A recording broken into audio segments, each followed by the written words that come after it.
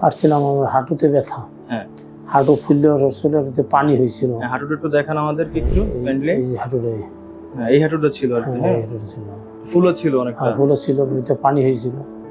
তারপর স্যার আপনাকে কি ধরনের চিকিৎসা দিচ্ছে আর কি? পানি বের করছে। হ্যাঁ, এখন মোটামুটি আমি সুস্থ হাঁটতে পারতেছি, আগে হাঁটতে পারতাম না। হ্যাঁ, একটু যদি কিছু না মনে করেন স্যার, একটু হাইটে দেখেন একটু আমাদের। আশা করি আলহামদুলিল্লাহ আপনি এখন হাঁটতে পারতেছেন। পিছনে যান একটু। তো এখন আপনার স্যারের মানে চিকিৎসার প্রতি আপনার কেমন আস্থা বা কেমন একটা? ভালো। হাঁটুতে ব্যথা ছিল? জি ব্যথা ছিল। আচ্ছা, এখন ব্যথা কি আছে? ব্যথা না, ব্যথা কমছে। ব্যথা কমছে। আপনার তো অনেক ব্যথা ছিল। অনেক ব্যথা ছিল। এটার জন্য আপনাকে যে ঔষধ দেওয়া হয়েছে ওষুধগুলো খাবেন।